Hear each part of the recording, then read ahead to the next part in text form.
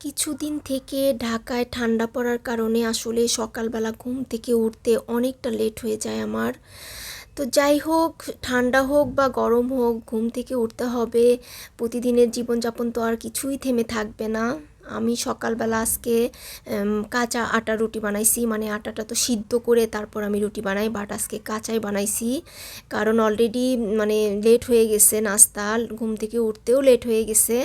তো ফ্রিজে মিষ্টি ছিল, মিষ্টিটা একটু বের করে নিছি আর চা বানিয়ে নিছি, নিয়ে আর রুটি দিয়ে খাচ্ছিলাম। তো সকালের নাস্তাটা শেষ হতে হতেই হচ্ছে আমার বাসার বাজার চলে আসে। বাজার হচ্ছে মাছ, তারপর হচ্ছে মুরগি আর গরুর মাংসটা আমি আপাতত একটু কম খাই, কারণ হচ্ছে খাই মানে কম খাই আর কি, কারণ যেহেতু আমার কোল্ড অ্যালার্জির একটু সমস্যা। তো বাজারগুলা মাছগুলা সব গুছিয়ে রেখে তারপরেই তো একটু সিঙ্গারা খেয়ে নিলাম, নিয়েই আমি রান্নাবান্নাতে চলে যাব এখন। এখানে আমি 2টা মুরগি রোস্ট করতেছি।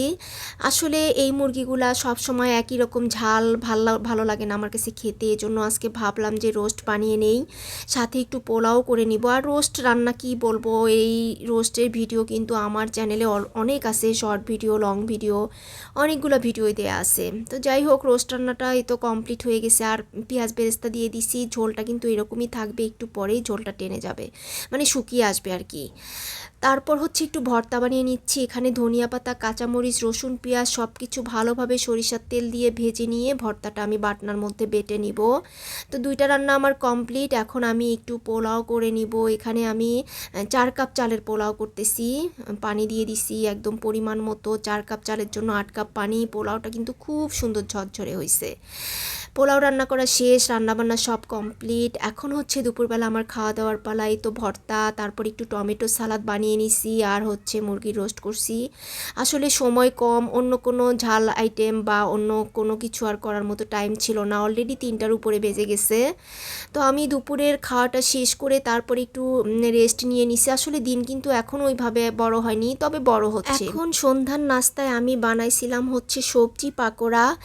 এখানে ফুলকপি কুচি করে নিছি, ক্যাপসিকাম, ধনিয়া পাতা, তারপর হচ্ছে পেঁয়াজ কলি, গাজর, আলু কুচি করে কেটে নিছি, পেঁয়াজ কুচি সব কিছু রেডি করে নিছি। তারপর হচ্ছে কাঁচামরিচ আলাদা করে রাখছি, কাঁচামরিচটা আমি সবশেষে দিব। তারপর ডিম ডিম একটা ফেটে নিছি, এখানে লবণ দিয়ে দিলাম, ধনিয়ার গুঁড়া, হলুদের গুঁড়া, তারপর হচ্ছে একটু জিরা বাটা, এরপর আধা কাপ হচ্ছে চালের গুঁড়া আর আধা কাপ ময়দা দিয়ে সব কিছুকে একদম ভালোভাবে মাখিয়ে নিব। সাথে তো ডিম দিব আর একটু একটু করে পানি দিয়ে দিব, কারণ এটা মাখতে কিন্তু একটু মানে শক্ত শক্ত লাগবে। যখন শক্ত লাগবে তখন কিন্তু একটু পানি দিয়ে হালকা নরম করে নিয়ে পরিমাণ মতো বুঝে শুনে পানি দিতে হবে, একসাথে অনেকগুলো পানি দেওয়া যাবে না।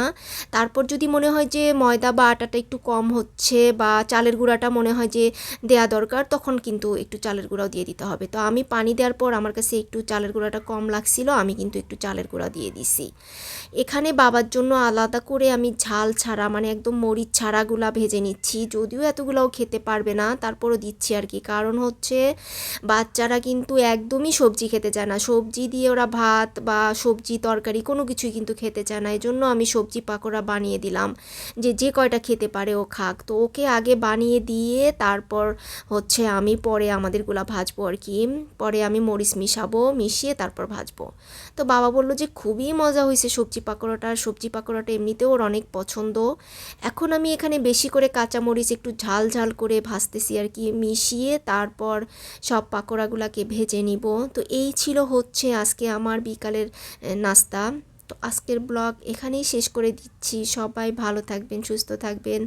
আজকে এ পর্যন্তই ছিল। আল্লাহ হাফেজ।